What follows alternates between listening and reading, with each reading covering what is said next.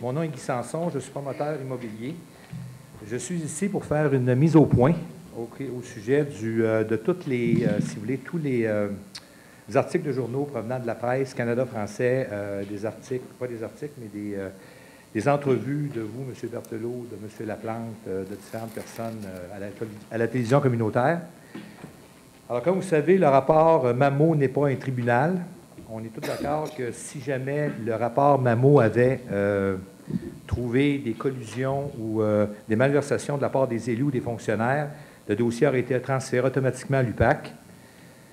Les promoteurs, comme moi, je ne peux pas parler pour le groupe Maurice, mais moi, je peux vous dire que les gens de l'UPAC n'ont jamais téléphoné, ni le ministère, pour me demander des questions au sujet du projet de la Seigneur.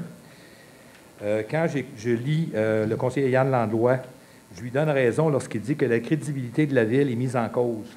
Mais je rajoute que celle des promoteurs aussi. Le rapport ne porte aucune accusation ni blâme. Le ministère emploie seulement le mot « recommandation ».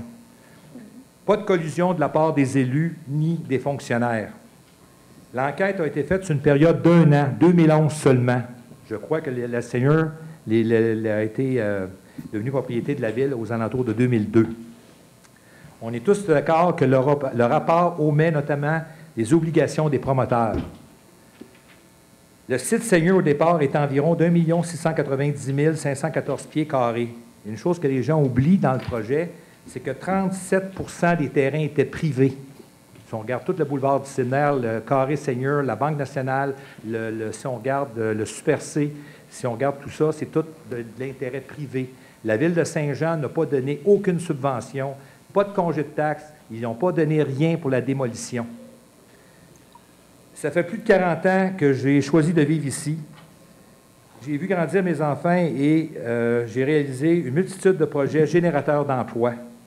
C'est ici également que mes enfants ont décidé de s'installer. Je suis d'ailleurs très fier qu'ils aient rejoint mes entreprises, les entreprises que j'ai bâties. Je trouve triste et très décevant que des gens qui ne connaissent même pas le dossier de la Seigneur puissent se permettre de dire des faussetés, faire des insinuations et ainsi ternir l'image des promoteurs, des élus et par le fait même de toute notre région. Les individus qui se permettent de dire n'importe quoi sur des élus et sur les décisions devraient d'abord tenter de se faire élire eux-mêmes. Ils verraient que ce n'est pas une mince tâche que d'être un élu.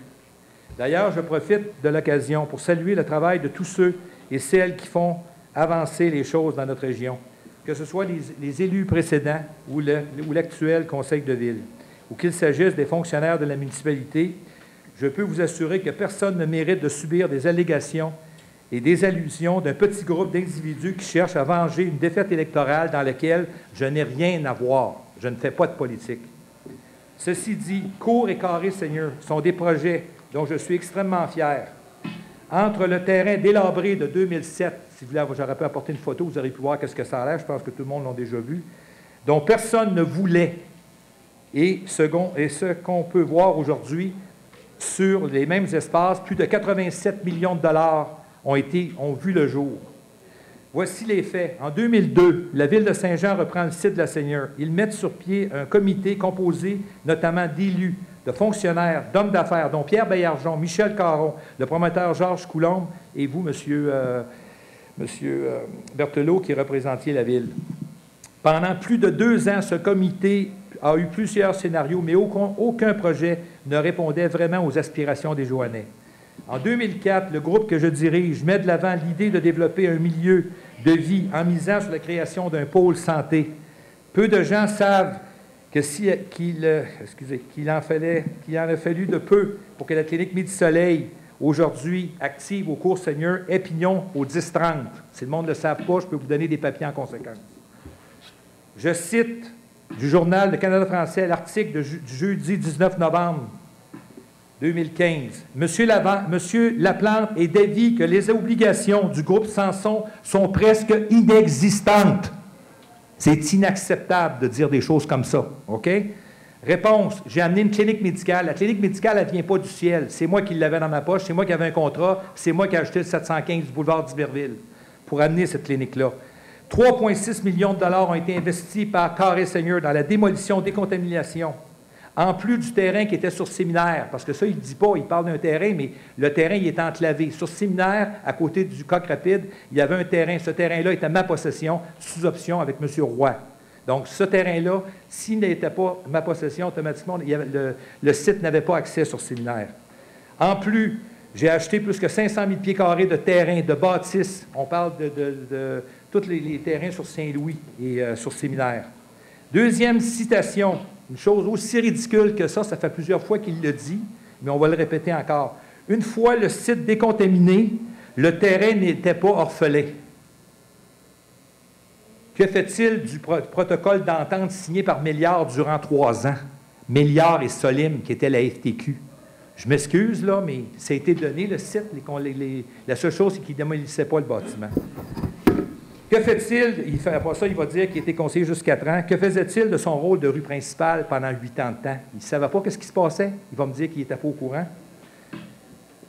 Une autre chose, les cours seigneurs, il n'y avait aucune contamination sur le site des cours seigneurs. Tout ce qu'on a fait, c'est qu'on a démoli la bâtisse pour un contrat de 325 000 avec l'entreprise Fréjot. C'est nous qui avons payé. La contamination était surtout sur le site Croydon, la rue Saint-Paul-Labrèche et ancienne fonderie Sainte-Croix. Nous ne pouvons pas empêcher les gens de parler, mais on doit parler des vrais événements, pas en inventer ou les mettre dans un contexte différent. En résumé, c'est aussi simple que ça. Si tout le projet que nous avons sous les yeux aujourd'hui a vu le jour, c'est que nous avons réussi à convaincre une équipe de médecins de s'installer en plein cœur du projet Seigneur. Pas de clinique, pas de projet. Pas de clinique, pas de CHSLD. Pas de groupe Maurice, pas de carré Seigneur. C'est ça la vérité. L'effet d'entraînement de ces projets fait en sorte aujourd'hui qu'il y a un CHSLD en PP, un Super C, la Banque nationale et plusieurs autres entreprises ont choisi le site de la Seigneur pour s'y développer, créant ainsi plus de 1000 emplois, sans compter toutes les entreprises de chez nous qui ont travaillé à la construction de ces projets. Architectes, ingénieurs, entrepreneurs, plombiers, électriciens, j'en passe. Des entreprises d'ici ont vendu leurs matériaux de construction. Des compagnies d'ici ont travaillent encore sur le site de la Seigneur. La vérité, c'est que les élus de l'époque ont eu de la vision en confiant à notre entreprise le redéveloppement de ce site dont personne ne voulait et dont personne ne savait quoi faire. La vérité, c'est que Carré Seigneur est une entreprise privée qui n'a reçu aucune aide, aucune subvention de la Ville pour décontamination, démolition, pas de congé de taxes, pas plus d'un autre palier du gouvernement que de ce qui se soit. Super C, Banque nationale, CHSLD, Carrefour Jeunesse font partie de Carré Seigneur. La vérité, c'est que les Joannais et Joannaises sont extrêmement fiers aussi de ce qu'ils voient aujourd'hui. La vérité, c'est que bien des villes et bien des régions du Québec aux prises avec des sites dans le même état que l'ancien site de la Seigneur nous envient et aimeraient bien que se transforment par magie des sites orphelins en pôle d'attraction pour les entreprises. Mais il n'y a pas de magie dans ce genre de dossier, seulement une même vision partagée entre les élus, qui avaient le cœur et l'intérêt de leurs citoyens, et un promoteur qui a livré la marchandise à coup de travail, d'imagination et d'acharnement à réussir. Je suis fier de tout ce que j'ai accompli dans la région et je ne laisserai personne salir mon nom, ni ceux de mes enfants, de mes entreprises, et j'inclus à titre, mon titre de promoteur immobilier pour Carrefour La Plante. Je ne mérite pas ça. J'ai au-dessus de 265 millions de projets présentement en discussion sur la table. Et je vous dis qu'entendre des faussetés comme ça, ça n'attire pas le monde. Comme je vous demandais, si demain matin, vous aviez le choix de choisir entre la Suisse ou l'Irak, je pense que ça serait, ici, tout le monde répondrait la Suisse et non l'Irak. Alors, je crois que la réponse est facile. Les milieux financiers, tels banques, fonds de pension, REIT, fonds immobiliers, sont très frileux et ça ne prend pas beaucoup d'incertitude pour qu'ils abandonnent notre région et aillent investir ailleurs. Donc, l'équipe La Plante, qui veulent le bien de la ville, bien, je m'excuse, je pense qu'ils s'y prennent mal. Donc, je vous remercie pour votre écoute et je sais que M. Vaillancourt va faire une présentation la semaine prochaine pour expliquer aux membres du nouveau conseil et l'ancien conseil s'ils ont des questions à poser au niveau des investissements et tout. Et j'ai tous les documents à mon bureau pour le faire. Donc, je vous remercie beaucoup. Merci, M. Sanson. Merci.